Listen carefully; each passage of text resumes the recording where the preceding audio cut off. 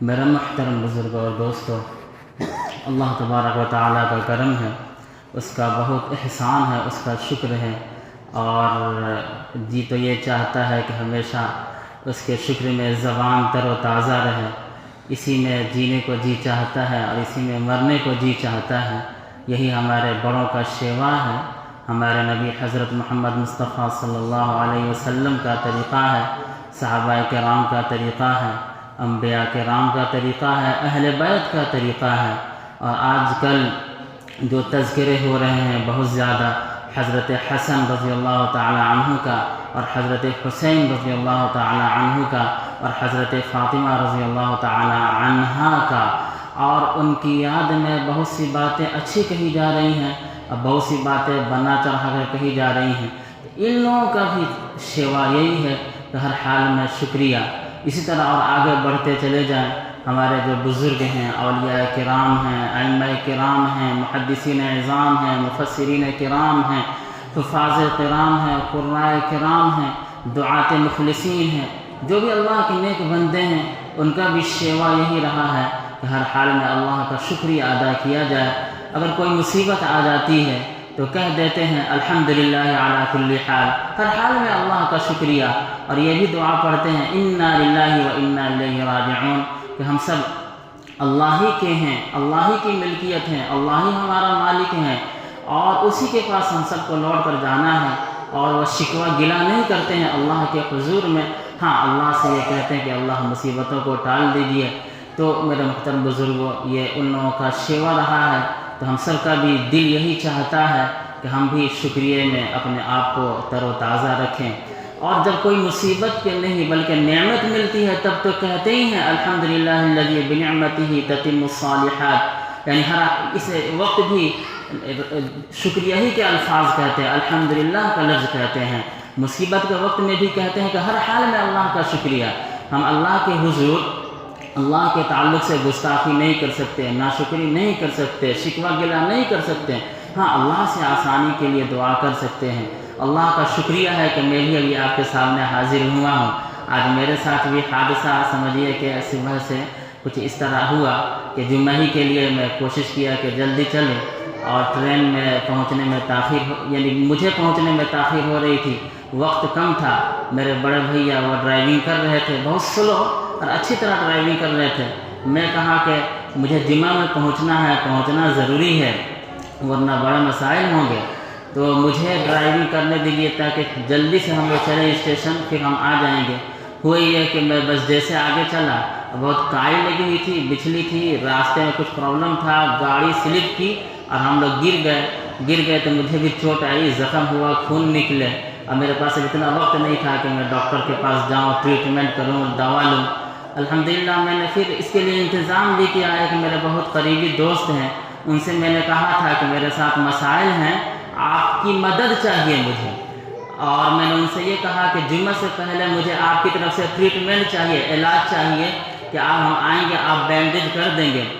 لیکن ہوا یہ کہ وہ تو تیار تھے، لیکن آتے آتے اب ہم ٹرین میں تو بیٹھ گئے، ہوتے ہوتے پھر پہنچ گئے، تھاوے پہنچے، پھر تھاوے سے ساسا موسا پہنچے، ساسا موسا میں جا کر مجھے تقریباً 50 منٹ انتظار کرنا پڑا، کوئی مل ہی نہیں رہا تھا، مجھے پتہ بھی نہیں تھا کہ کہاں سے آٹو ملے گا، کسی نے بتایا کہ ادھر جائیے برج کے پاس وغیرہ وغیرہ۔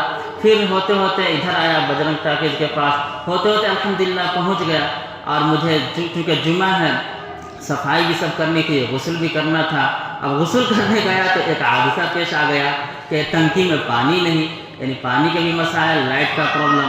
اب غسل کر کے اب سوچا کہ اب چلوں، تو اب آ رہا راستے میں، تو راستے میں ایک بیچارے میرے سامنے ہی مدرسے کے سامنے ان کی بائک بند ہو گئی۔ اب میں انتظار کر رہا تھا کہ وہ آگے بڑھے یا میں آگے بڑھوں۔ اگر میں آگے بڑھتا ہوں اور وہ بھی آگے بڑھتے ہیں، چھینٹیں پڑ جائیں گی، پھر مجھے واپس جانا پڑے گا، کپڑے چینج کرنے ہو، تو کچھ وقت وہاں پہ لگ گیا۔ ہوتے ہوتے میں یہاں تک پہنچ گیا ہوں۔ اللہ کا کرم ہے کہ جو ایکسیڈنٹ ہوا بس تھوڑا سا ہوا، اللہ نے بچا لیا، ہوتا تو بہت سے کچھ ہو سکتے ہیں، پیر ٹوٹ سکتا تھا، کچھ بھی ہو سکتا تھا، تو خیر اللہ کی بہت حفاظت رہی، اور اللہ سے امید ہے کہ انشاءاللہ اللہ بہت بڑا کام لیں گے، دین کا کام لیں گے۔ تو یہی کہنا ہے کہ یہ مسائل صرف میرے ساتھ پیش نہیں آئے، یہ مسائل سب کے ساتھ پیش آتے ہیں، آپ کے ساتھ بھی بہت سے موقع پہ اس طرح کے مسائل پیش آئے ہوں گے، تو اس میں یہی سبق لینا ہے، چونکہ بالکل تازہ ترین سبق ہے، سبق یہی لینا ہے کہ مسائل سب کے ساتھ پیش آتے، اس میں ناشکری نہیں کرنی ہے، اللہ کے حضور ناشکری کے الفاظ نہیں کہنا ہے، بلکہ یہی کہنا ہے کہ اللہ کا کرم ہے کہ اللہ نے مجھے تو اور بھی بہت سی نعمتوں سے نوازا ہے، یہ جو مصیبت آ گئی ہے اللہ اپنے فضل و کرم سے وہی دور فرمائیں گے۔ تو میرے محترم بزرگوں دوستو، جو میں نے کہا کہ حضرت حسن اور حضرت حسین رضی اللہ تعالی عنہما، حضرت فاطمہ رضی اللہ عنہا کا جو تذکرہ چل رہا ہے آج کل، اور ان کے تذکرے میں بہت سی اچھی باتیں بھی کہی جا رہی ہیں اور بہت سے غلو آمیز بھی باتیں کہی جاتی ہیں، تو ان لوگوں کا جو معاملہ ہے کہ وہ تو بہت اچھے تھے، حضرت حسن رضی اللہ تعالیٰ عنہ اور حضرت حسین رضی اللہ تعالیٰ عنہ اور حضرت فاطمہ رضی اللہ عنہ، یہ بہت اچھے ہیں اور ان کا اچھا تذکرہ ہونا چاہیے اور ان کے تذکرے میں غلطی نہیں کرنی چاہیے۔ ان لوگوں کا بھی شیوا یہی رہا ہے کہ ہر حال میں اللہ کا شکریہ وہ لوگ ادا کرتے ہیں، تو جب وہ لوگ بھی ہر حال میں اللہ کا شکریہ ادا کرتے ہیں، ہم سب ان سے محبت کرتے ہیں، تو کیوں نہ ہم بھی ہر حال میں اللہ کا شکریہ ادا کریں، ان کے طریقے کے مطابق زندگی گزاریں۔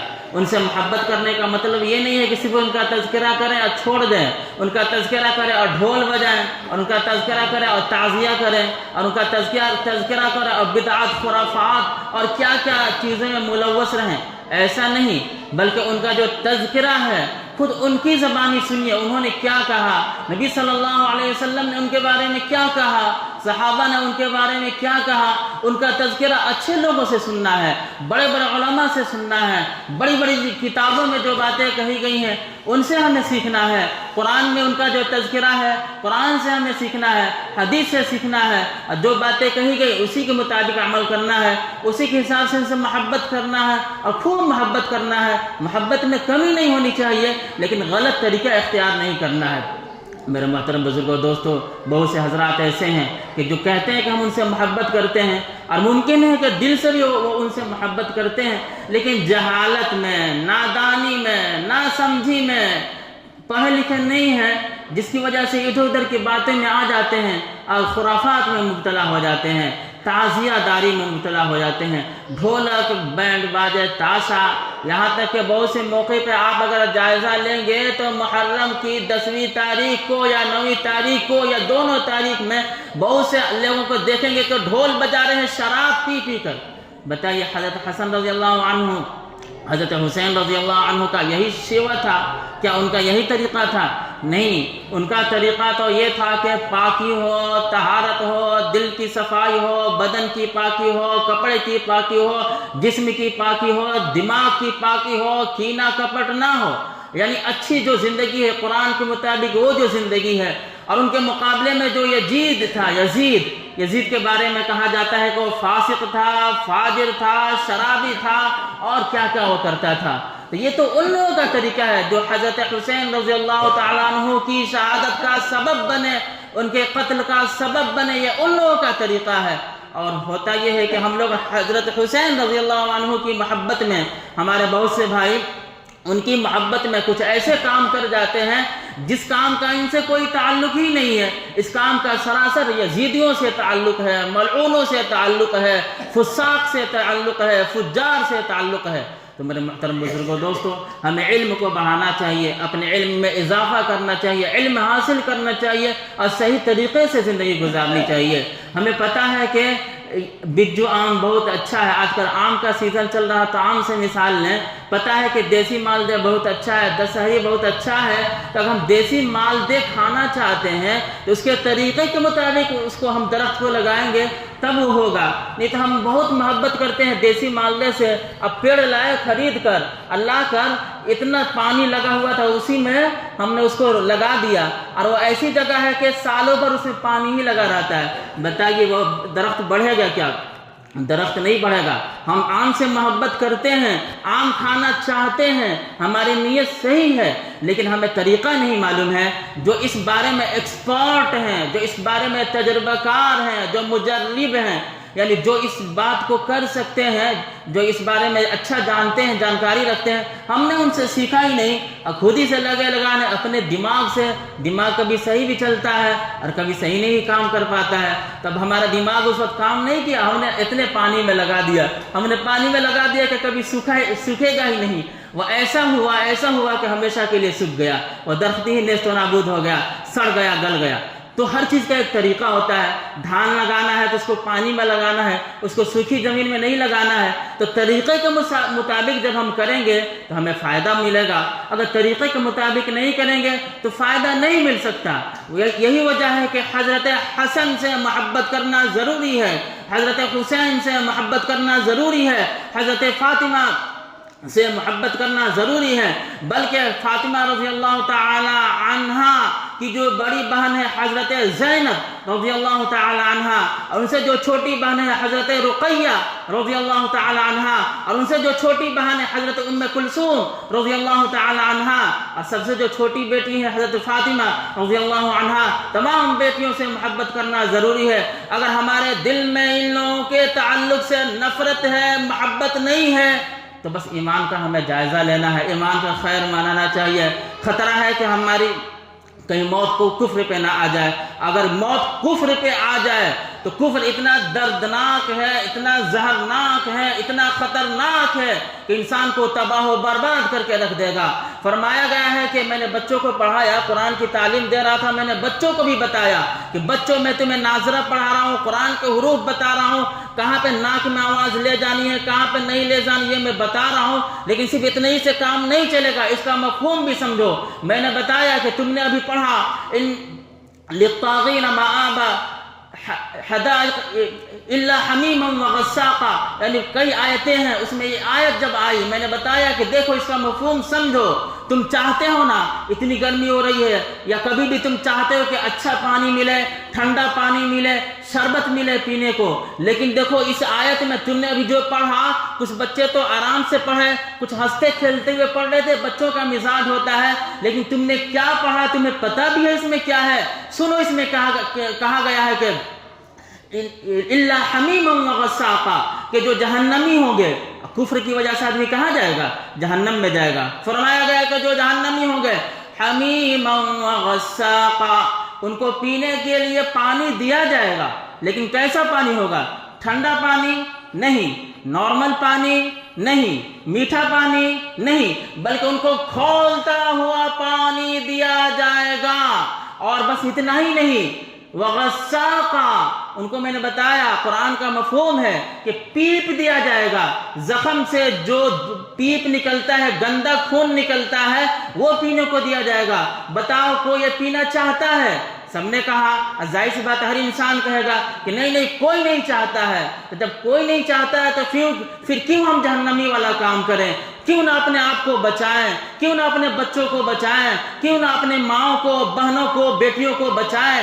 کیوں بالکل چھوڑ دیں کہ بیٹی جہاں جا رہی ہے جاؤ، جس اسکول میں جانا چاہتی ہے، بیٹی کس اسکول میں جانا چاہتی ہے، کس کالج میں جانا چاہتی ہے، اس طرح پوچھا جاتا ہے، اس کے من کے مطابق اس کو بھیج دیا جاتا ہے۔ پھر یہ جائزہ نہیں لیا جاتا ہے کہ بیٹی کہاں جا رہی ہے، جا کر پڑھ رہی ہے، پردہ کر رہی ہے یا نہیں کر رہی ہے، اس کے دوست اور اس کے ساتھی اور اس کی سہیلیاں کیسی ہیں، ایمان والی ہیں یا غیر ایمان والی ہیں، وہ کفر کی طرف بلاتی ہیں یا ایمان کی طرف بلاتی ہیں، وہ پردے کی طرف بلاتی ہیں، پاک دامنی کی طرف بلاتی ہیں یا بدکاری کی طرف بلاتی ہیں، زنا کی طرف بلاتی ہیں، بے حیائی کی طرف بلاتی ہیں۔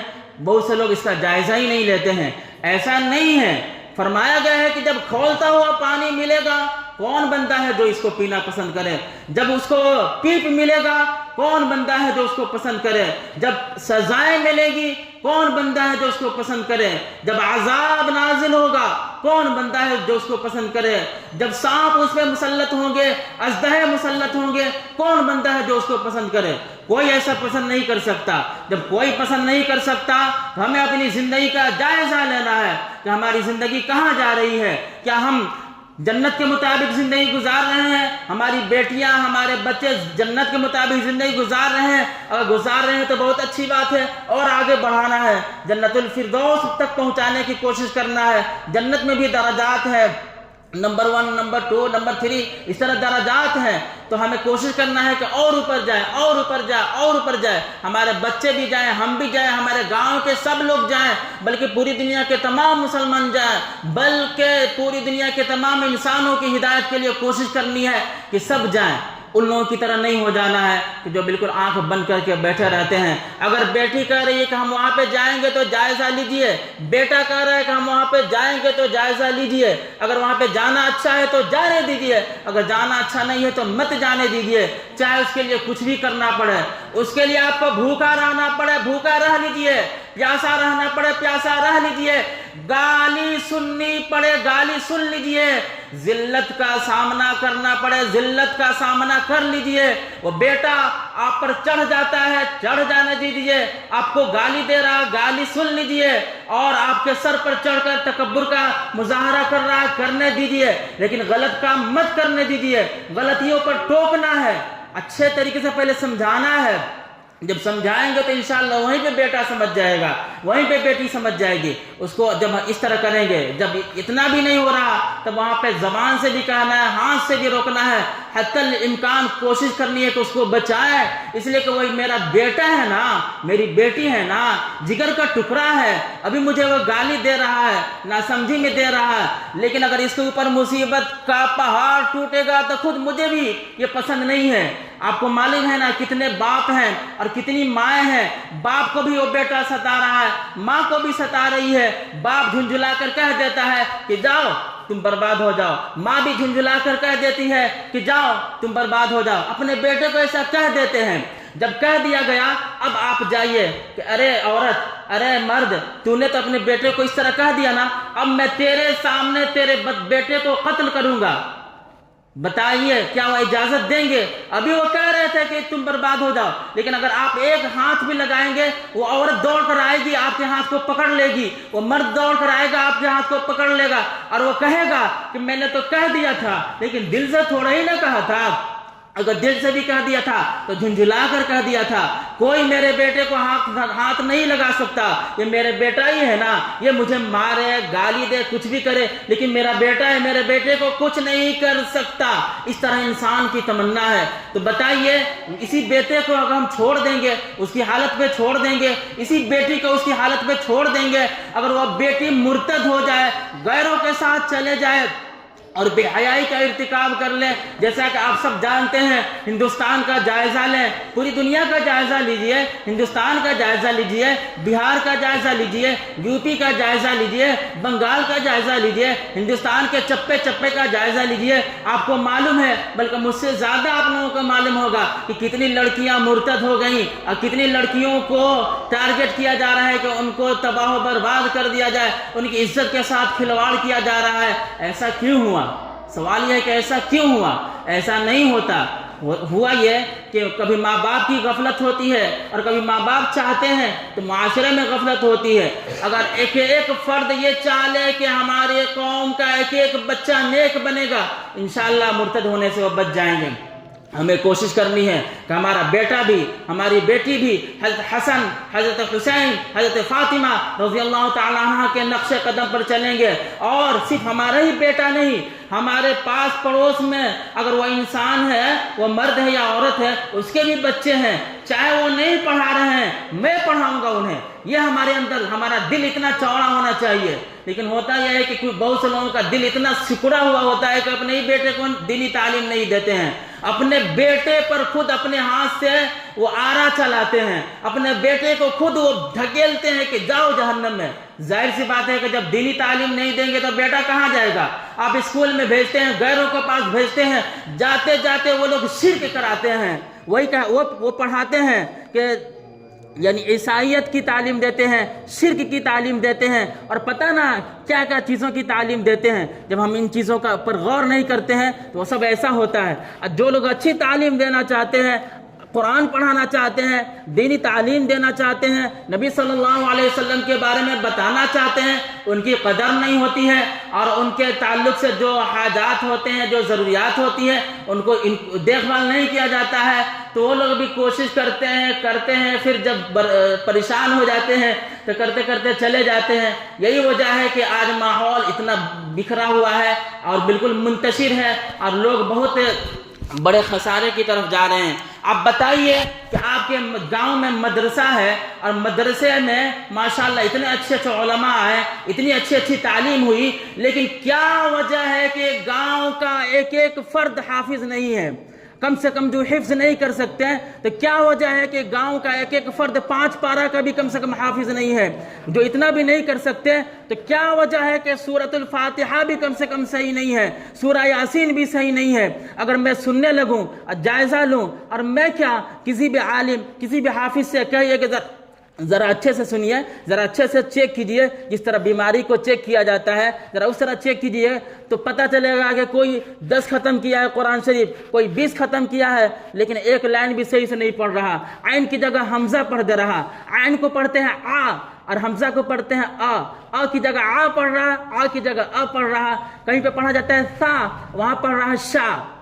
اس طرح آوازوں میں فرق کرتا ہے، حروف کو بدل دیتا ہے۔ بتائیے کہ ہم یہ چلاتے ہیں کہ ڈنمارک میں قرآن کو جلا دیا گیا، یہودیوں نے، عیسائیوں نے، مشرکوں نے قرآن کو جلایا، بہت چلاتے ہیں، اور انہوں نے کیا جلایا؟ ہم تو اپنے ہاتھ سے جب قرآن پڑھتے ہیں تو حروف کو نکالتے ہیں اور اپنے پاس سے لگاتے ہیں۔ کل ہی میں نماز پڑھ رہا تھا، ایک جگہ نماز پڑھ رہا تھا، تو وہاں کا معاملہ یہ ہے کہ میں وہاں پہ تھا، شاید مجھے دیکھے نہیں ہوں گے اور وہ آگے بڑھ گئے، یا جو بھی معاملہ ہوگا، بہت سی جگہوں پر ہم لوگ بڑھاتے بھی نہیں ہیں، تو خیر میں بولا کہ مجھے کیا ہے، میں تو پڑھ لوں گا۔ میں تو پڑھ رہا تھا نماز، لیکن تبت یدا ابی لہب جب پڑھ رہے تھے تو اس میں حروف کو کاٹ دیے۔ میں بولا کہ اللہ اکبر، اب میں کیا کروں؟ اس طرح جب قرآن کی بے حرمتی کی جائے گی، نماز کا کیا عالم ہوگا؟ میں بتاؤں آپ کو کہ مجھے نماز کو دہرانی پڑی۔ ظاہر سی بات ہے کہ جب قرآن صحیح نہیں پڑھا جائے گا تو نماز کا کیا حشر ہوگا؟ نماز میں قرآن پڑھنا ضروری ہے۔ تو یہ سب حالات ہیں۔ یہ سوال ہے کہ ایسا کیوں ہوا؟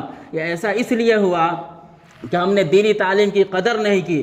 یہاں پہ مدرسہ ہے، مدرسے کی قدر نہیں ہوئی، علماء ہے، علماء کی قدر نہیں ہوئی، یا جو تعلیم دے رہے ہیں تعلیم کی قدر نہیں ہوئی، یا ہم نے اپنے بچے کو بھیجا نہیں اور ہم نے ادھر بھیجا ادھر بھیجا۔ کل ہی ایک میرے دوست بتا رہے تھے کہ میں اپنی بیٹی کا جو 6 سال کی تقریباً ہے ایڈمیشن کرایا، تو ایڈمیشن کے وقت ہم کو فری میں ایڈمیشن ہوا، 2000 روپے خرچ ہوئے، میں نے بہت خوشی دی ہے۔ اس کے بعد پھر میں نے پوچھا کہ ہر مہینہ کتنا؟ ہر مہینہ 150 روپے خرچ ہوں گے، بہت خوشی دے رہے ہیں۔ لیکن وہی بچوں کو، انہی بچیوں کو اگر اچھے سے تعلیم دیا جائے، ظاہر سی بات ہے آپ جان سکتے ہیں نا کہ اسکولوں میں اگر 100 بچے ہیں تو کس طرح تعلیم ہوگی؟ بہت سی جگہ بہت اچھی تعلیم بھی ہوتی ہے، لیکن اگر بہت توجہ کے ساتھ، دھیان کے ساتھ 10-15 بچے کو بہت دھیان کے ساتھ پڑھایا جائے اور کہا جائے کہ آپ جو وہاں پہ دے رہے تھے آپ یہاں پہ دیجئے، اور وہ کہاں بھیج دیتے ہیں لوگ، غیروں کے پاس کہیں بھی بھیج دیتے ہیں لوگ۔ اور بہت سے لوگ تو ماشاءاللہ سمجھدار ہیں، اچھی جگہ بھیجتے ہیں، تو وہ مبارکباد ہیں جہاں پہ دینی تربیت ہوتی ہے۔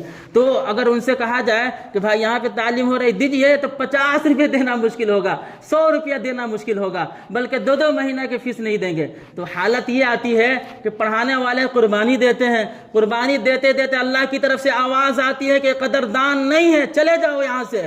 اس لیے کہ اگر تم یہاں پہ رہو گے، تمہارے ماں باپ، بیوی، بچے، ان کو تعلیم نہیں ملے گی، اس لیے کہ تمہارے اخراجات پورے نہیں ہوں گے، تو تمہارے اوپر بیوی بچوں کا خرچ ادا کرنا ضروری ہے۔ سب سے پہلے ماں باپ کا خرچ ادا کرو، بیوی بچوں کا خرچ ادا کرو۔ اگر تم انہیں نہیں دیکھو گے، ادھر رہو گے، تمہاری پکڑ ہو جائے گی۔ تو حافظ عالم مجبور ہو کر ادھر ادھر چلے جاتے ہیں۔ یہی وجہ ہے کہ آپ مسجدوں میں دیکھیں گے کہ مسجدیں بھری پڑی ہیں، لیکن قاعدے کے امام نہیں ہیں، قاعدے کے مدرس نہیں ہیں، قاعدے کے معلم نہیں ہیں، صحیح تعلیم دینے والے نہیں ہیں۔ جو بچہ 1 سال میں یا 2 سال میں حفظ کر سکتا ہے، 5-5 6-6 سال ہو گئے اب تک حفظ نہیں ہوا۔ جو بچہ 5-6 مہینے میں نورانی قاعدہ پڑھ سکتا ہے، پتہ چلا کہ 1 سال ہو گیا، بلکہ 1 سال سے زیادہ ہو گیا، وہ زبر اور تشدید اور جزم میں فرق نہیں کر پا رہا، غلطی ہو رہی اتنا وقت لگانے کے باوجود۔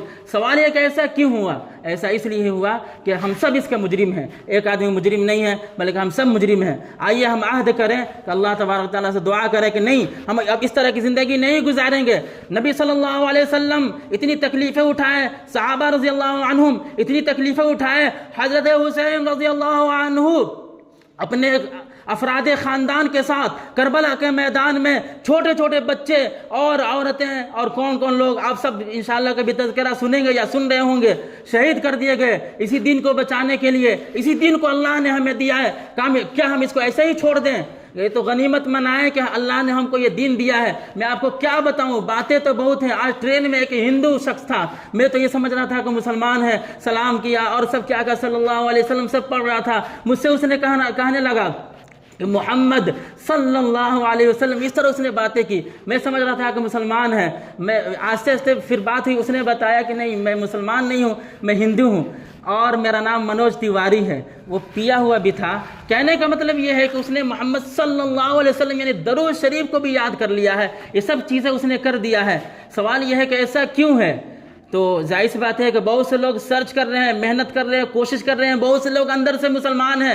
یاد رکھیں جو اللہ کو مانتا ہے، نبی کو سچا مانتا ہے، وہ مسلمان ہے۔ ظاہری طور پر اس کے جو اعمال ہیں، ہو سکتا ہے کہ اللہ اس کے اعمال کو معاف کرے، ان کو توفیق دے، اور ایمان کی حالت میں موت ہو، کلمہ کی حالت میں موت ہو تو جنت میں جائیں گے، اور جو غلط کیا ہے تو اللہ تعالیٰ، تو ہم سب کو معلوم ہے کہ غلطی کرنے والوں کا کیا معاملہ ہے۔ تو جو مسلمان قدر نہیں کریں گے، اللہ تعالیٰ دوسروں کو لا رہے ہیں۔ فرمایا گیا ہے کہ وَإِن تَتَوَلَّوْا يَسْتَبْدِلْ قَوْمًا غَيْرَكُمْ وَلَا تَكُونُوا أَمْثَالَكُمْ۔ اے مسلمانوں، اگر تم پیٹھ پھیرو گے، ادھر ادھر جاؤ گے، اللہ تعالیٰ تم کو ہٹا دے گا، دوسری قوموں کو لائے گا، اور اللہ تعالیٰ لا بھی رہا ہے۔ تو کہنے کا مطلب یہ ہے کہ اللہ ان کو بھی لا، یہ دعا کرنی ہے، اور اللہ نے ہم کو یہ نعمت دی ہے، ہمیں اس کو بچانا ہے، اپنے بچے کی حفاظت کرنی ہے، ہمیں اپنے ایمان کی حفاظت کرنی ہے۔ اور میرا یہ کہنا ہے گاؤں کے سبھی لوگوں سے کہ آپ طے کیجئے کہ ہمارا ایک ایک بچہ، اگر ہمارا 8 بچہ ہے یا 5 بچہ ہے یا 4 بچہ ہے، سب کو حافظ قرآن بنائیں گے، اور اس کے لیے ہم انتظام کریں گے۔ اگر پیسے کی کمی ہے تو محنت کیجئے، کمائیے، بیٹھیے مت، سستی مت کیجئے، اسلام سستی کو پسند نہیں کرتا۔ ایک ایک بچے کو حافظ بنائیں گے۔ اگر کسی بچے کا ذہن کچھ کم ہے تو کم سے کم 5 پارہ ضرور اس کو لگائیں گے، اور 1 سال اس بچے کو لگا دیں گے، انشاءاللہ ایک بچہ 1 سال میں 5 پارہ کر ہی لے گا۔ 1 سال میں نہیں کیا تو 1.5 سال لگا دیں گے، 2 سال لگا دیں گے، اس کے ساتھ ڈاکٹری بھی بنائیں گے اور انجینئر بھی بنائیں گے، وغیرہ وغیرہ سب بنائیں گے۔ لیکن ہم ایسا کریں گے، یہ ہمیں طے کرنا ہے، اور حضرت سمیہ رضی اللہ عنہا کی شہادت کو یہ یاد کرنا ہے کہ ابو جہل نے برچھی مارا اور وہ شہید ہو گئی، اور نبی صلی اللہ علیہ وسلم ان کے ساتھ گزرتے تھے، کہتے تھے کہ صبراً علی یاسر ان موعدکم الجنہ، صبر کیجئے اللہ آپ کو جنت دے گا۔ تو اللہ جب نبی صلی اللہ علیہ وسلم نے انہیں ایک خوشخبری دی، اور یہ سب محنت کرتے کرتے دین ہم تک پہنچا، ہمیں بھی اس کی حفاظت کرنی ہے اور یہ کام کرنا ہے۔ ایک دوسری بات یہ ہے